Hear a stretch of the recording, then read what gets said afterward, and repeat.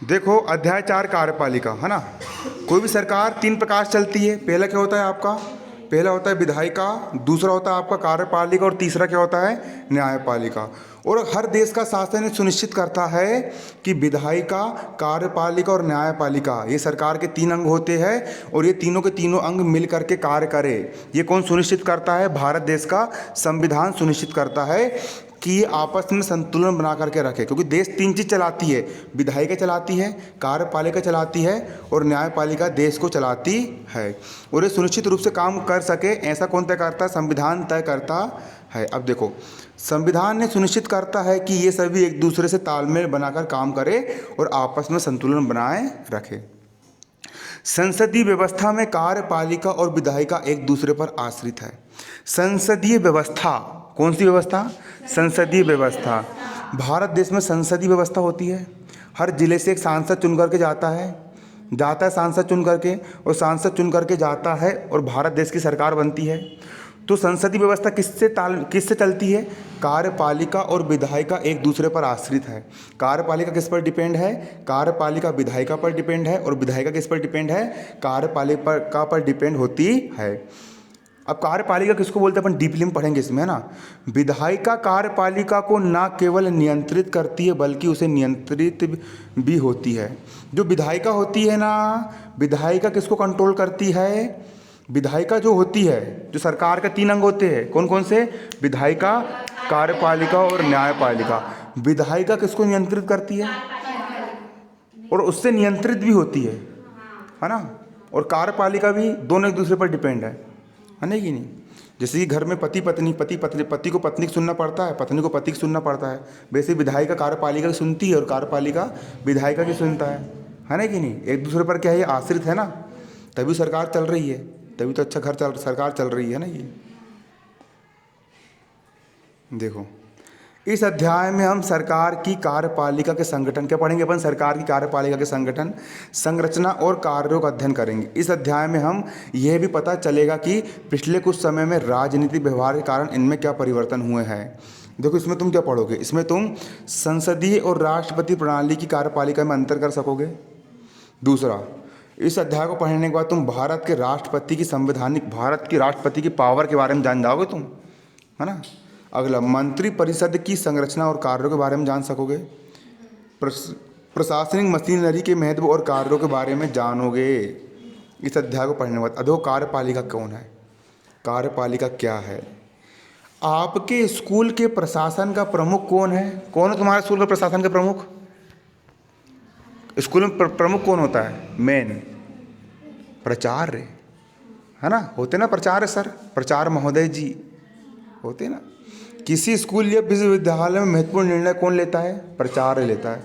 किसी भी संगठन में किसी पदाधिकारी को निर्णय लेना पड़ता है, जो उस पद का अधिकारी होता है उसको निर्णय लेना पड़ता है और उसे लागू करना पड़ता है।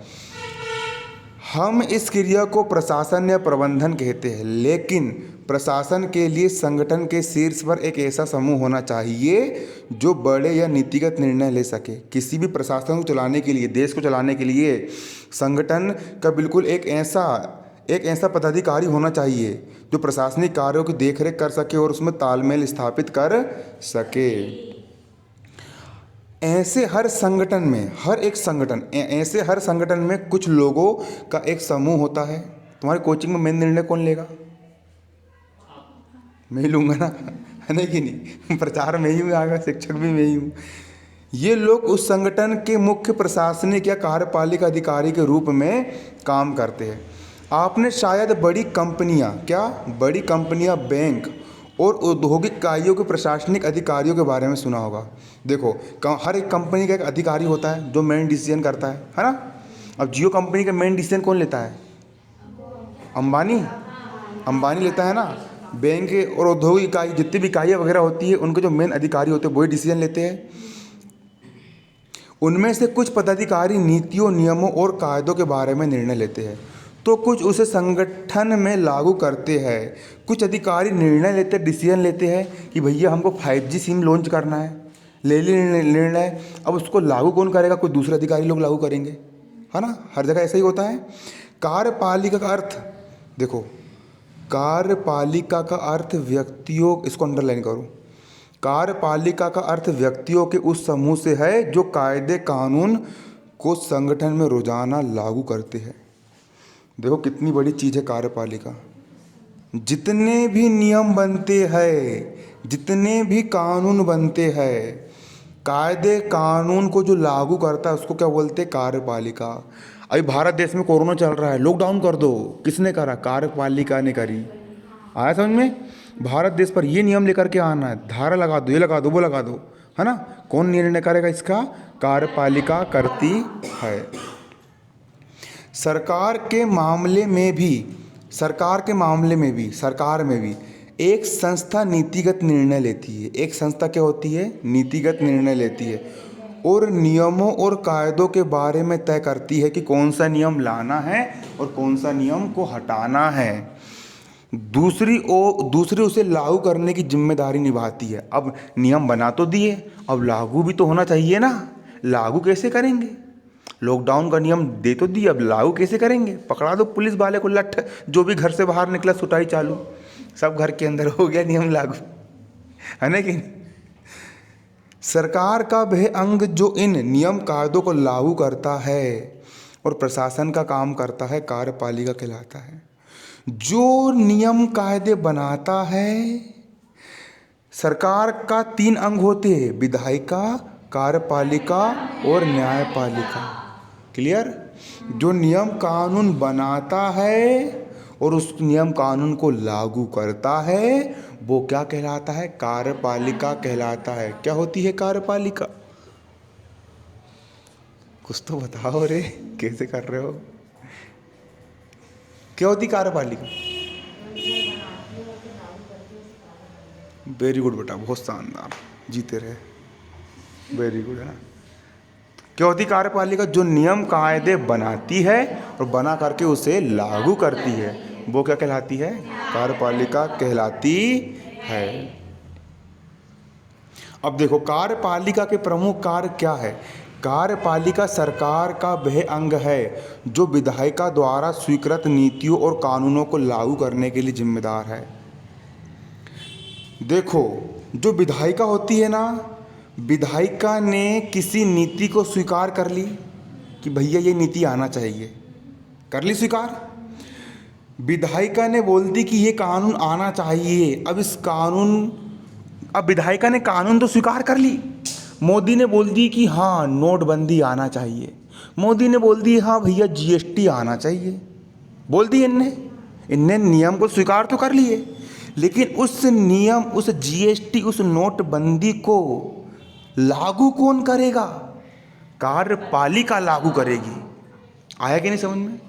विधायिका मतलब नेता, मंत्री, राष्ट्रपति, इन लोग ने बोले कि ये कानून आना चाहिए, धारा 370 आना चाहिए, हटना चाहिए, बन गया कानून, बन गए, सहमत दर्शा दिए। अब क्या मोदी आकर के बिल्कुल लाइन में वो नहीं लगेगा भैया, जो कार्यपालिका है ना वो उसको लागू करेगी। विधायिका समझ में आ गया किसको बोलते हैं? विधायिका क्या होती है? विधायिका का मतलब ये होता है जो सरकार होती है, जो क्या होती है, अपनी सरकार होती है, वो क्या होती है? आपकी विधायिका होती है। और सरकार जो नियम बनाती है उसको लागू कौन करता है? कार्यपालिका लागू करती है। कुछ देशों में राष्ट्रपति होता है तो कहीं पर चांसलर होता है। देखो कार्यपालिका में केवल राष्ट्रपति, प्रधानमंत्री या मंत्री ही नहीं होते, बल्कि इसके अंदर पूरा प्रशासनिक ढांचा है ना। कार्यपालिका में कौन होंगे? राष्ट्रपति भी होंगे, ये दोनों के होंगे, राष्ट्रपति भी होंगे, प्रधानमंत्री भी होंगे, कार्यपालिका में, और मंत्री भी तो होते ही है, लेकिन इसके साथ साथ पूरा प्रशासनिक ढांचा, सिविल सेवा के सदस्य। सिविल सेवा क्या होती है? जैसे कि डीजीपी किसको बोलते हैं? जैसे मध्य प्रदेश है, मध्य प्रदेश राज्य का सबसे मेन अधिकारी, जो पुलिस का सबसे उच्च होता है किसी राज्य का, उसको डीजीपी बोलते हैं। डीआईजी, आईजी, एसपी से बड़ा होता है आईजी, एसपी से बड़ा डीआईजी, उससे बड़ा डीजीपी, फिर उससे बड़ा आईजी, आईजी से बड़ा फिर डीजीपी, है ना। ये सिविल सेवा अधिकारी होते हैं, है ना। नेता लोग को क्या है, वो तो अनपढ़ रहते हैं, बोल दिए कुछ भी, ये कर दो वो कर दो। उनको लागू कौन करता है? जो कलेक्टर बनते कि नहीं, वो लोग देश चलाते हैं, वो लोग लागू करते बेचारे लोग, है ना कि नहीं। ऐसा रहता है। राष्ट्रपति, प्रधानमंत्री या मंत्री नहीं, बल्कि इसके अंदर पूरा प्रशासनिक ढांचा, सिविल सेवा के सदस्य भी आते हैं। देखो, सरकार के प्रधान और उनके मंत्रियों को राजनीतिक कार्यपालिका कहते हैं। सरकार के जो प्रधान होते हैं, प्रधानमंत्री हो गए, ये हो गए, वो हो गए, और उनके जो मंत्री होते हैं उनको क्या बोलते हैं? राजनीतिक कार्यपालिका कहा जाता है। और वे सरकार की सभी नीतियों के लिए उत्तरदायी होते हैं। सरकार जितनी भी नीतियाँ लेकर के आ रही है, जो कोई भी नियम कानून लेकर के आ रही है, उन सब के लिए वो क्या होते हैं? जिम्मेदार, उत्तरदायी होते हैं, है ना। जीएसटी फेल हुई, नोटबंदी फेल हुई, इसका जिम्मेदार कौन रहेगा? मोदी जी रहेंगे, है ना। ये अगर चल गई तो फिर उसका फ़ायदा मोदी जी बोल लेंगे, मैंने ये लेकर के आया तो उसमें मुझे फ़ायदा हुआ। ऐसा रहता है ना, ये सब नेता लोग बनाते हैं। लेकिन जो लोग रोज रोज के प्रशासन के लिए उत्तरदायी होते हैं उन्हें स्थायी कार्यपालिका कहते हैं। हाँ, स्थायी कार्यपालिका कहते हैं। क्या कहते हैं बच्चों? स्थायी कार्यपालिका कहते हैं। कहते कि नहीं कहते, है ना। राजनीतिक कार्यपालिका किसको बोलेंगे? जो नेता लोग होते हैं और जो मंत्री वगैरह होते हैं, है ना, वो हो गई राजनीतिक कार्यपालिका।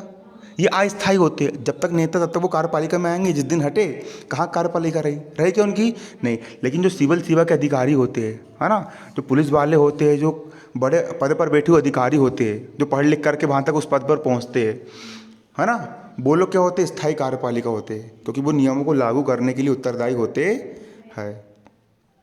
अब जहाँ पर देखो, जे बाजू में देखो, देख प्यारी सी लड़की, देखो ये छुप करके देख रही है यहाँ से, है ना। क्या देख रही है पर्दा के पीछे से?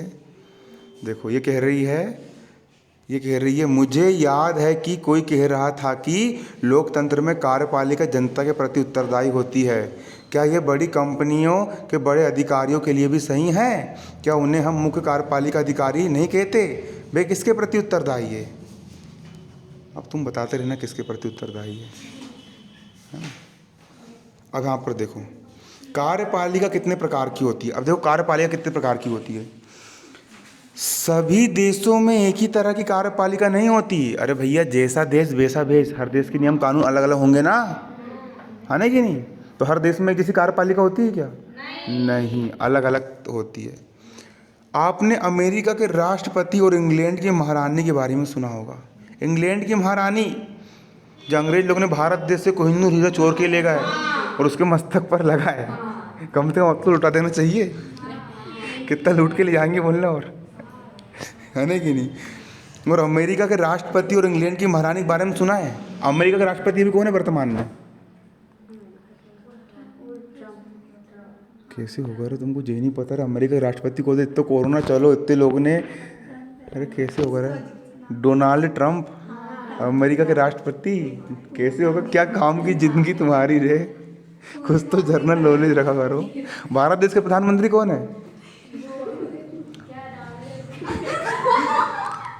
कोई काम के नहीं हो तुम लोग यार, मत पढ़ो। भारत देश के प्रधानमंत्री नहीं पता तुमको? भारत देश, अरे चुल्लू और पानी में डूब मरो रे, कसम से रे, किनको पढ़ा रहा हूँ मैं यार, भगवान। भारत देश के प्रधानमंत्री का नाम नहीं पता? भारत देश के प्रधानमंत्री कौन है? माननीय नरेंद्र दामोदर दास मोदी जी भारत देश के प्रधानमंत्री है। इतनी उनकी स्पीच चल रही है, इतना ये सब चल रहा है, एक तरफ उनका नाम चल रहा है। किस दुनिया में जी रहे हो तुम लोग? तुम सही में नहीं पता भारत देश के प्रधानमंत्री कौन है? अभी मध्य प्रदेश का मुख्यमंत्री कौन है? और उसके पहले कौन थे? हाँ, अभी अब फिर से उपचुनाव होने वाले हैं, फिर से चुनाव हो रहा है। अब देखना कौन जीतता कौन हारता है। हद हो गई, तुमको प्रधानमंत्री का नाम नहीं पता रे, कहाँ जी रहे हो रे, तुमको भी नहीं पता। हद कर दी। क्या पगलाई यार, हद हो गई रे भैया रे, हद हो गई रे। चिल्लर पानी में डूब मरो तुम लोग, कोई काम के नहीं बचे। देखो क्या यार, देखो जैसे कि भारत देश में प्रधानमंत्री होता है ना, उसी प्रकार अमेरिका में राष्ट्रपति होता है और इंग्लैंड में कौन होती है? महारानी होती है। इसी प्रकार इंग्लैंड की महारानी की शक्तियाँ भूटान के राजा से अलग है। जो भूटान है ना, भूटान देश में राजा होते, कौन होते हैं? राजा। तो वहाँ के राजा की शक्ति और वहाँ अलग अलग प्रकार से, हर देश में अलग अलग प्रकार से शक्तियाँ बटी होती है ना। भारत और फ्रांस दोनों ही देशों में प्रधानमंत्री, भारत देश में भी कौन है? प्रधानमंत्री का पावर रहता है, और फ्रांस में भी किसका पावर रहता है? प्रधानमंत्री का पावर रहता है। पर उनकी भूमिका अलग अलग होती है। ऐसा क्यों होता है? क्योंकि हर देश के नियम कानून अलग अलग होते हैं। अब खुद करे खुद सीखे, जो तुम करते रहना। देखो, इस प्रश्न का उत्तर देने के लिए हम इनमें से कुछ देशों की कार्यपालिकाओं की प्रकृति पर प्रकाश डालेंगे। अमेरिका में क्या होता है? अमेरिका में अध्यक्षात्मक व्यवस्था है। कौन सी व्यवस्था है? अध्यक्ष। वहाँ पर अध्यक्ष चुने जाते हैं, अध्यक्ष चुने जाते हैं, क्लियर। और कार्यकारी शक्ति राष्ट्रपति की। अमेरिका की पूरी पावर किसके पास होती है? राष्ट्रपति के पास होती है ना, है ना, राष्ट्रपति के पास होती है। कनाडा में क्या है? कनाडा में संसदीय लोकतंत्र है। कनाडा में क्या है? संसदीय लोकतंत्र है और संवैधानिक राजतंत्र है। कनाडा में संसदीय लोकतंत्र और संवैधानिक राजतंत्र है, जिसमें महारानी, मगर चिताऊँ, एक होटल में काम करने वाला छोटा सा बच्चा है ना, 12-13 साल का, उससे पूछेंगे ना कि प्रधानमंत्री कौन है, तुरंत बता देगा वो, तुमसे ज़्यादा नॉलेज रखता है वो राजनीति का, कि भैया नरेंद्र मोदी है। वो बहस भी कर लेगा किसको वोट देना, किसको वोट नहीं देना है। तुम लोग पढ़े लिखे कोई काम के नहीं हो। हद हो गई मगर यार, सच में हद हो गई। प्रधानमंत्री का नाम नहीं पता। मैं आश्चर्य में पड़ गया हूँ कि इनको मतलब कैसे हो गया, आजकल की जनरेशन कहाँ चली गई। फ्रांस के राष्ट्रपति और प्रधानमंत्री अर्ध अध्यक्षात्मक व्यवस्था के हिस्से है। राष्ट्रपति प्रधानमंत्री और अन्य मंत्रियों की नियुक्ति करता है। राष्ट्रपति जो होते हैं वो किनकी नियुक्ति करते हैं? प्रधानमंत्री और अन्य मंत्रियों की। राष्ट्रपति किसकी नियुक्ति करते हैं? भारत देश का राष्ट्रपति, राष्ट्रपति, राष्ट्रपति, है ना। तो राष्ट्रपति सबसे हेड जो होते हैं, है ना, वो किसकी नियुक्ति करते हैं? वो प्रधानमंत्री की नियुक्ति करते हैं। अर्ध अध्यक्षात्मक व्यवस्था के हिस्से है। राष्ट्रपति प्रधानमंत्री और अन्य मंत्रियों की नियुक्ति करता है, पर उन्हें पद से हटा नहीं सकता, क्योंकि वे संसद के प्रति उत्तरदायी होते हैं। राष्ट्रपति जो होता है फ्रांस की बात हो रही है। फ्रांस में राष्ट्रपति प्रधानमंत्री और अन्य मंत्रियों की नियुक्ति तो करता है, लेकिन उनको उनके पद से हटा सकता है क्या? वो नहीं हटा सकता, क्योंकि वे लोग जो होते हैं वो अपने पद के प्रति क्या होते हैं? उत्तरदायी होते हैं। अब जापान देखो, जापान में क्या होता है? जापान में संसदीय व्यवस्था है। जापान में कौन सी व्यवस्था है? मतलब वहाँ पर भी संसद, भारत देश में संसद है ना, जैसे हर जिले से एक सांसद चुन के जाता है ना। अपने छिंदवाड़ा जिले से नकुलनाथ गया, दूसरे जिले से कोई दूसरा जाएगा, हर जिले से एक सांसद चुन के जाता है कि नहीं, है ना। जापान में संसदीय व्यवस्था है, जिसमें राजा देश का और प्रधानमंत्री सरकार का प्रधान है। जापान में जो राजा होता है वो देश का प्रधान होता है। राजा किसका प्रधान होता है? देश का प्रधान होता है। और प्रधानमंत्री किसका प्रधान होता है? सरकार का प्रधान होता है। मतलब सरकार का मेन आदमी कौन है? कि तुम्हारे घर के प्रधान कौन है ना। किसी घर में दादा होते हैं, उनकी चलती, किसी घर में पापा की चलती है ना कि नहीं, अलग अलग होते हैं। उसी प्रकार जापान में देश का प्रधान कौन है? राजा है। और सरकार का प्रधान कौन है? प्रधानमंत्री होता है। अब रूस में एक अर्ध अध्यक्षात्मक व्यवस्था है। रूस देश में क्या होता है? रूस देश में अध्यक्षात्मक मतलब वहाँ पर अध्यक्ष चुन करके आते हैं। क्या चुन के आते हैं? अध्यक्ष चुन के आते हैं, जिसमें राष्ट्रपति देश का प्रधान। रूस में कौन होता है? रूस में राष्ट्रपति देश का प्रधान होता है। हर देश के अलग अलग होते हैं, है ना। और राष्ट्रपति द्वारा नियुक्त प्रधानमंत्री सरकार का प्रधान है। मतलब रूस में प्रधानमंत्री की नियुक्ति कौन करता है? राष्ट्रपति करता है। अब जर्मनी में एक संसदीय व्यवस्था, जर्मनी में क्या है? एक संसदीय व्यवस्था है, जिसमें राष्ट्रपति देश का नाम मात्र प्रधान है। अब रूस में क्या हो, जर्मनी में क्या होता है? जर्मनी में राष्ट्रपति चुन के तो लाते हैं, लेकिन नाम मात्र का उनको बोलते हैं दूध की धोनी। एक गेम चल रहा है, इसको बनाई दूध की धोनी। गेम खेलता है लेकिन काम करता है कि वो नहीं करता। उसी प्रकार जर्मनी में जो राष्ट्रपति होता है वो दूध की धोनी होता है, नाम मात्र का होता है, नाम मात्र प्रधानमंत्री, है ना। और चांसलर सरकार का प्रधान होता है।